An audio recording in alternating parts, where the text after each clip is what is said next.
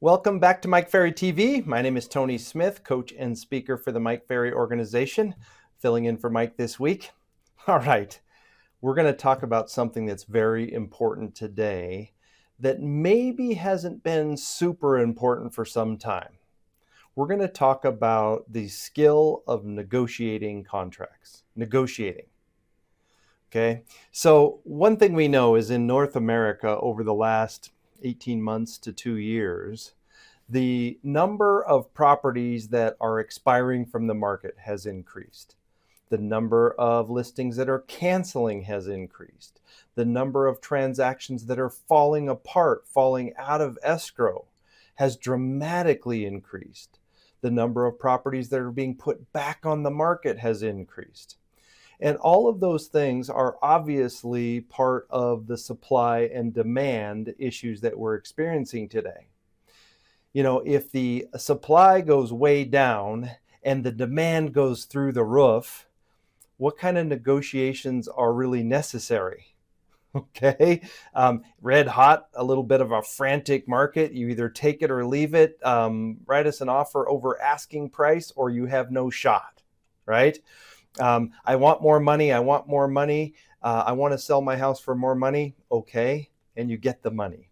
So negotiation becomes a little bit less of an issue when the supply and demand ratios are way off. Okay, when you get into a normal market like we're in today, becoming a strong negotiator is more important, or we have lost transactions and lost money because of it. All right, so you have to appreciate this. Right now, is it pretty natural for a seller to still want to get top dollar, top prices that they heard about over all these years? Okay, and then with prices and interest rates and the change in the economy, isn't it natural for a buyer to want to get a lot better bargain today than they had been getting? Very natural. So the conflict between the buyer and the seller is pretty big. There's a disagreement. And if there's a disagreement, then our ability as a great agent to negotiate becomes more important. You know, in typical Mike Ferry fashion, when I decided to present these points, I went to the dictionary and looked up the definition of negotiating. Okay, negotiating, to try to reach an agreement or a compromise by discussion with others. Negotiating, to try to reach an agreement by talking with others. That's really what it is, okay? So in our world, we're listing and selling real estate. There are negotiations that take place, right? You just have to really recognize it.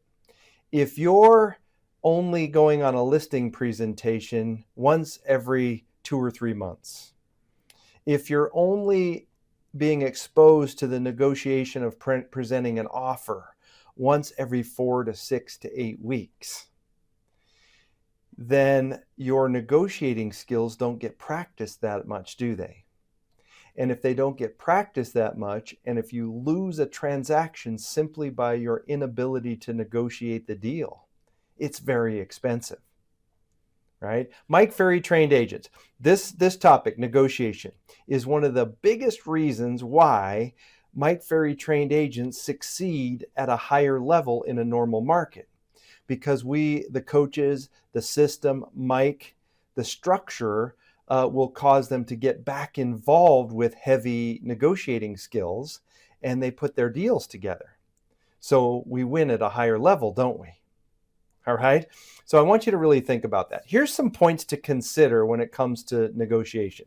The first point that I jotted down was practicing negotiation is part of your job. Okay. So think about these negotiations. There's actually a small negotiation when it comes to presenting to a seller and negotiating that they listed at the right price, pricing property. There's a negotiation that takes place when you negotiate with a seller about getting a price reduction. Okay, there's a negotiation obviously about presenting an offer and getting an offer accepted between a buyer and seller. That's a big negotiation. But should we all be practicing these things a little bit? I think we should practice some of these negotiations. If we practice them, when we get in a live situation, we're going to be that much better, that much stronger at our negotiating skills. It's interesting because Mike would tell us all that most people, when you ask them if they're a good negotiator, they say, yes, of course, I'm a great negotiator. And the truth is, most people aren't. It's a sales skill. Look at point 2. Setting the proper expectations for your seller or buyer is a critical step in winning negotiations. Setting the proper expectations. Is now the time where you will list a property and promise to the seller that this thing's going to be sold in 2 days, pack your bags, you're going to get top dollar. That doesn't help the negotiation, does it? Right? Let's do this. Well, let's wait for all the multiple offers to come in and then we'll pick one. We're already building a wedge between the seller and a good negotiation. So how about this thought? Gosh, Mr. Seller, now that we've listed this property, I'm going to recommend something to you. With my aggressive marketing plan, if we get a lot of showings and no offers, it's been proven that we're 5% overpriced. Okay. And then also with my negotiating skills and my strong marketing techniques, if we get little or no showings at all, it's been proven that we're 10% overpriced. So we should pay a close attention to the showings over the next 2 to 3 to 4 weeks, shouldn't we?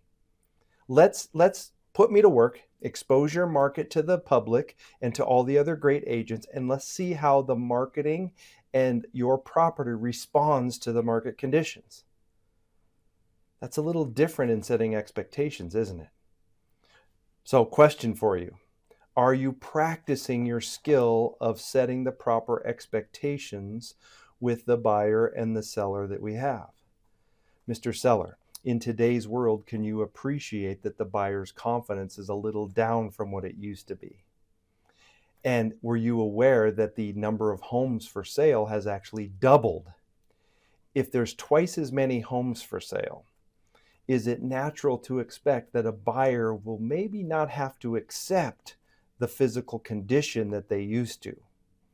So if there are things that show up on our physical inspection that need to be done, we have to take a close look, because the buyers could simply cancel and move on, couldn't they? Is that what you're looking for? We have to set the proper expectations with our sellers and with our buyers. All right, look at this. Okay, so number 3 on this list, a sale is a very, very emotional thing for the buyer and the seller. Like, we can't argue with the fact when it's time to pack up your stuff and move, as a seller, that can be very emotional. And of course, buying a home is a very emotional thing. If we want to become a great negotiator, we have to learn to control our emotions throughout the process. We have to have very, very controlled emotions. Mike would say you need to learn to keep your emotions between the lines. So do you get overly emotional when another agent writes an offer that's under your list price? Do you get mad at them for doing that? Do you get over emotional personally when the seller says, just reject the offer? We have to become the calming force in every situation for selling. It's part of being a good negotiator, to be the calm, cool, and collected person in this dramatic situation for the buyer and seller. Okay, it helps. Look at this. Number 4 I wrote down. Raising the sales price or lowering your commission can be one technique of negotiating. I don't recommend it. Okay, you and I both know that we can, just simply raise the price. Okay, so you want $550,000. Let's go ahead and give it a try. We can always get a listing by just raising the sales price or lowering our commission, right? That is not good negotiation. Let's practice using the other techniques that we teach to have a seller understand the right price and the right commission to get the job done. Okay, let's not put our commissions into this deal when it comes to negotiating, for sure. All right. Would you be better served to spend some time practicing negotiations, or would you just want to keep giving in your commissions? I think we should practice. All right. Look at 5. A good negotiator understands that asking questions versus making statements is the best approach. Okay, telling a seller about the offer, telling a seller versus asking the seller. We have to really understand, and there's hard questions that need to be asked. I wrote down, how much more proof do you need that your asking price will not attract a buyer? That's a tough question. We have to be willing to ask. Questions like, how much longer do you think it will take to get the next offer if it took us 45 days to get the first one? That's a tough question. If we aren't able to get this transaction together today, how much longer do you think you'll have to wait before we get another opportunity to sell your home?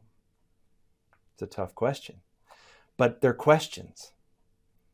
If you want to become a good negotiator, you focus on asking the questions instead of making the statements. Once again, practice these scenarios. Okay, look at number 6. Focus on the seller and or buyer's motivation and what's best for the client at all times. Okay, if you want to become a good negotiator, we keep the seller's motivation or the buyer's motivation in the forefront at all times. Mr. and Mrs. Seller, we've got an offer today, and based on what I know you want, this offer is one step closer to you getting to those grandkids that I know you want to so badly. So let's work on the offer, shall we? We keep their motivation and their best interest at heart. You notice, if the seller or the buyer even get the slightest impression that you're only interested in yourself or your commission, they're going to fight back, aren't they? They're going to want to fight. If they get this, like, you're in it for your commission. I want to hear it. We hear these kind of things. It sounds like you're just working for yourself, or you're just interested in the buyer. It sounds like you don't have our best interests at heart. Those are signs that your negotiation has been not question-based. It has not been focused on what the client needs. It has not been focused on their motivation, and you haven't been asking questions. Okay? You have to learn to be unattached to the outcome. Okay? We can be very, very attached to our effort. Am I practicing? Am I putting in the effort?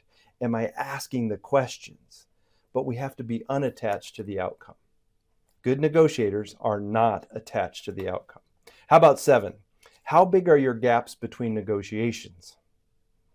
I mentioned this earlier. To become a good negotiator, we have to learn to do that all the time. And if the gaps are pretty big, then this next negotiation that you have, this offer that's coming in, whoa, it's a big deal. And then it's really hard to be unattached. It's really hard to ask questions, and we jump in and we can mess it up. So we have to recognize that we have to narrow the gaps between negotiations. Why not practice negotiating in your day-to-day life?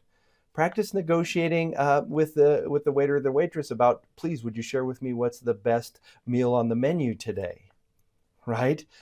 Why do you like that meal so much? Why is that your best choice? Checking into a hotel.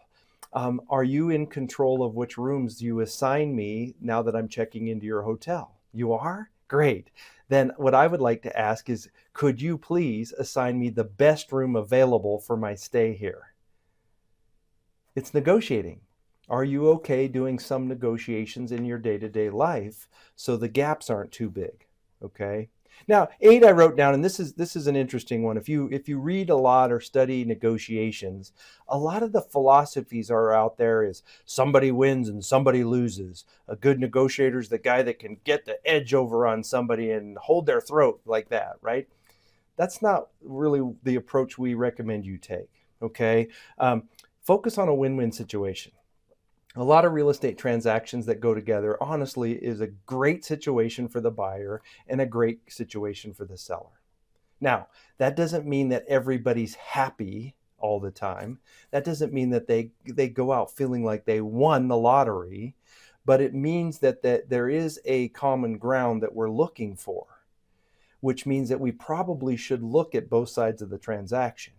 If I represent the seller and another agent brings the buyer, I would probably like to ask that agent a lot of questions about this buyer. What's their motivation? What's their desire? What do they like most about this house? How many homes have you had to show them? Were there any challenges so far in your process in helping them get a home? What's the biggest fear you have about the buyer and them buying a home, right? And if you ask a lot of questions, you can bring some of that value to the seller and have them see the other side of the coin, and it helps your negotiations. There can be a win-win. Focus on it, right? So it's pretty simple and straightforward. We want to reduce the amount of deals we have falling apart. We certainly want to reduce having any expired listings, any of our listings cancel, any of our sellers withdrawing. We know we can't win all the time, so that's going to happen. However, if we spend some time practicing, if we spend some time studying this, then we can win more of the negotiations that take place. It is a sales skill. For those of you in Mike Ferry coaching, go to the chapter on negotiations, blow the dust off of it, study it, and talk to your coach about it. For those of you that are not in coaching, maybe you should consider joining us, because we'll help you become a better negotiator so you can have more transactions and make more money. Thanks for your time.